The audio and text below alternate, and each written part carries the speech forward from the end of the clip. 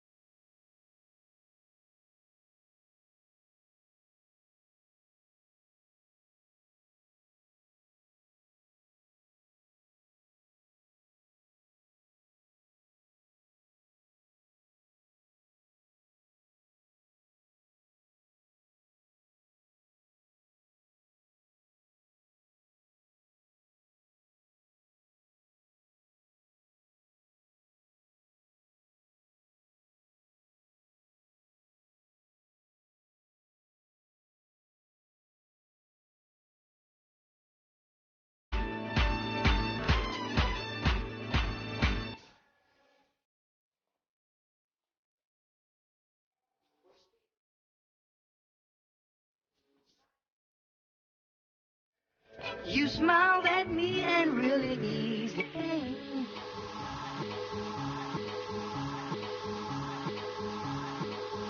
Now the dust is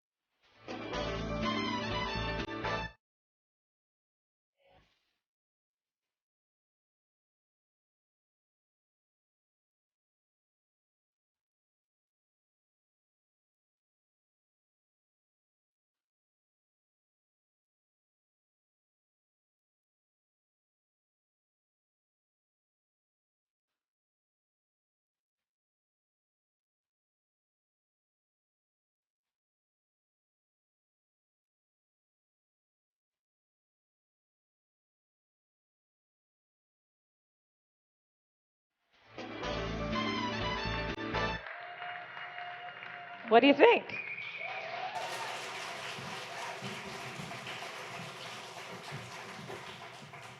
So that's Women in Unity. They all came together. It took 6 weeks. They only practiced for 6 weeks. They did such a great job. And I'm actually gonna teach you guys the Rosie Shuffle, the little thing that we did at the end. We're gonna do that in like 5 minutes. So don't be too comfortable.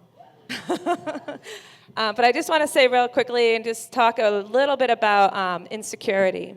Because one thing that I found when I was working with these women is that they were so nervous and they were so scared. And we were going to do like this big video screening, and they were afraid to have their husbands come to see them because they wanted to see themselves first.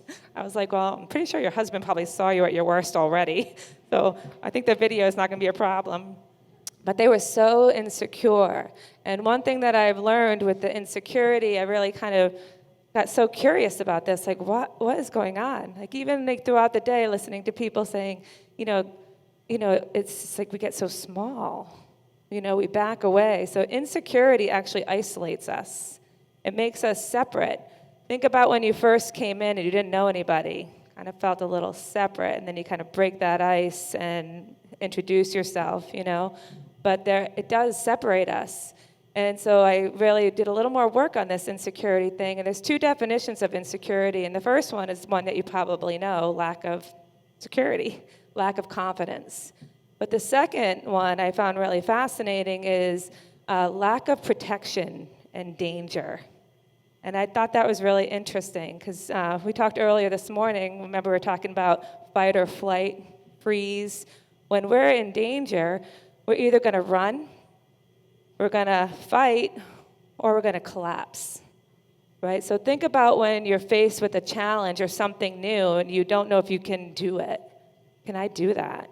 Can I take that chance and really be that, take on that role? Some people will run for the hills, right? Some people will just collapse. I hope they don't see me. Don't pick me, right? Or then some people just will fight it. They'll say, no way, I can't do it. So that's what insecurity does to us. And so I'm thinking like, okay, we're afraid and we're backing down. We're giving up an amazing opportunity that could change our lives. And I wonder why, like, what is the danger? So if it's a fear of danger, what is the danger? And so I'm thinking, what is the danger? And so I came up with 2 things that I think are dangerous to us or put us in a state of fear. And the first one is our inner critic, is that bully in our voice that tells us we can't do something or don't take that risk. And I haven't met anyone yet that doesn't have that voice. Some of us have tamed it a little more than others, but most people have that voice in their head that separates us and puts that doubt. Don't do it. Don't do it. That inner critic is so loud sometimes. And then the second one is the outer critics, the naysayers. Like we had the panel of women sharing how these men looked at them differently and down on them. That's a naysayer. That's the outer critic, right? So those people tend to just get us down too. So it's they. We don't want them to tell us what to do. We don't want to disappoint them. We don't want to be embarrassed in front of them. But those are the naysayers, and they have nothing to do with our success, right? So the inner critic can paralyze us, and we can also allow those outer critics to paralyze us or have us go into that freeze, fight, or flight mode. So then we miss our opportunity, right? And so that's awful. We don't want to miss our opportunity. Look how beautiful and strong we are as women. And yeah, right? But give yourselves a hand. And all those amazing speakers we had today are beautiful, powerful, strong women. They are overcoming. They probably still have their inner critic. Most of us do. But their inner diva is now louder than their critic. And also their inner diva is louder than the naysayers. So I came up with this idea of an affirmation that I think helps me, and I think is kind of fun. And it's a way to quiet the inner critic, but it's also something that you can tell yourself when you think these people know more than you do, or you are kind of shrinking and isolating yourself because of insecurity. So I want to know if there's anybody in the audience that's like hardcore Game of Thrones fans. Yes. So let me ask you, what did Arya say to the god of death before she saved everybody? Not today. I'm so glad you're here. Thank you. Not today, right? Not today. And then this little girl saved everybody because she believed not today. No one's going to beat her today. She's going to save the day today. So when that inner critic starts making loud noises in your head, what are you going to say? Oh, that was weak. What are you going to say? That's right. And so when those people tell you you can't have that job, or you can't take that role, or you can't advance yourself, what are you going to tell them? To the negative thoughts? Not today. Not today. We're going to take power over that critic in our head, and we're going to not let those critics have any power over us any longer. So every single time you want to say not today. So that inner voice, so today it'll tell you, don't do it. And you have to say not today about 100 times. Then tomorrow, maybe 99 times. And you just keep doing it, then all of a sudden that inner voice is off the throne and the diva took her place. And that's our goal, is to take our place and amongst us are each other, right? So we're not in this alone. We're women in unity. We're empowering women in industry. So together, we're stronger together, right? So we're going to take our place, but we know that when we take our place, we're not just taking our place as a single individual female. The future is female. So when we take our place, we're taking our place amongst every single sister in this room. True? You say amen? Amen. But I'm going to have you stand up before we go back there. And I'm going to ask you, we're going to follow up with how Charlie started us this morning, and give me your superhero pose, your power pose. And I want you to visualize someone that told you you couldn't.